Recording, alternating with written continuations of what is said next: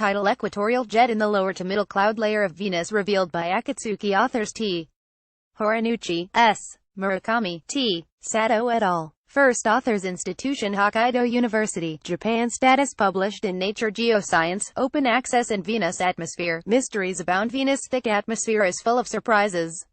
Our nearest planetary neighbor, between 0.28 and 1.72 astronomical units away, depending on the time of year, Venus has been visited by over a dozen spacecraft.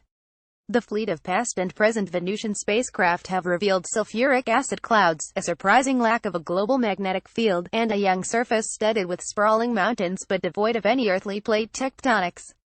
Chief among the oddities discovered at Venus is its ferociously fast atmosphere. Though Venus rotates sluggishly, just once per 243 Earth days, its atmosphere whips around much more quickly. The speediest layer, at an altitude of about 70 kilometers, takes only a few days to circle the planet. This phenomenon is called superrotation. Although Venus atmospheric superrotation was discovered in the 1960s, the cause is still debated. What, then, makes Venus' atmosphere go round? The newest of the Venusian spacecraft, Japan's Akatsuki orbiter, is equipped to study the atmosphere of Venus and may help to answer this question. Slated to arrive at Venus in 2010, Akatsuki initially missed its target and spent a few years orbiting the Sun before achieving orbital insertion at Venus in 2015. In its brief time at Venus, Akatsuki has observed the dynamics of Venus' atmosphere, including a planet-wide gravity wave not to be confused with a gravitational wave shortly after arrival. In today's paper, the authors study atmospheric dynamics on Venus using near-infrared images from the Akatsuki orbiter. Specifically, they observe the silhouettes of clouds against the background of thermal radiation from the planet's night-side surface. They then use an automated cloud tracking method to determine the wind speeds in the lower and middle cloud layers.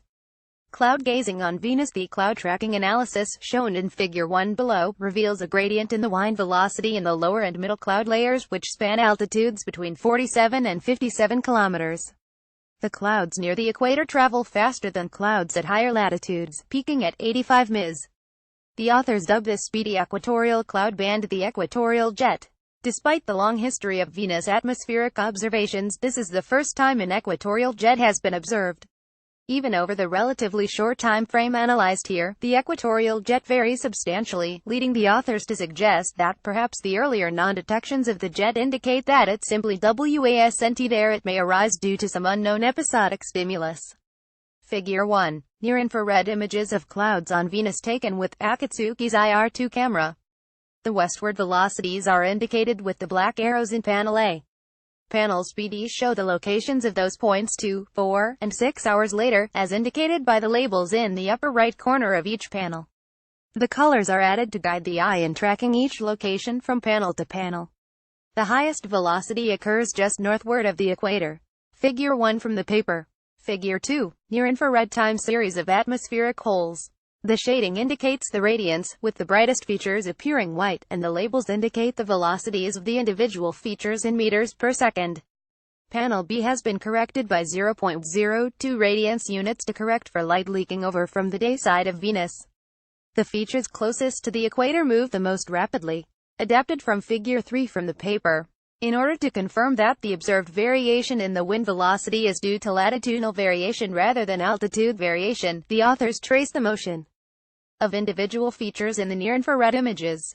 These bright features, where more of the thermal radiation from Venus' surface escapes through the clouds, are called radiance holes.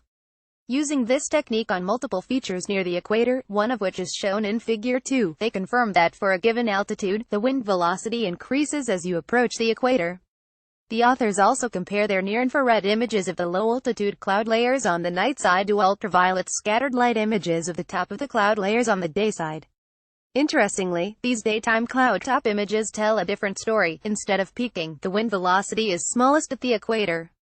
Clearly, the equatorial jet is a fickle and elusive feature, demanding particular observing techniques and, evidently, looking at the right layer of the atmosphere at the right time.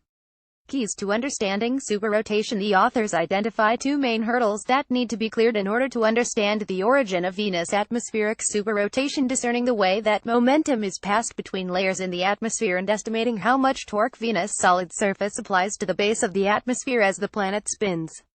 Ultimately, the authors conclude that the discovery of the equatorial jet on Venus may help us to understand the mechanism behind Venus' atmospheric superrotation, although the puzzle is still far from solved.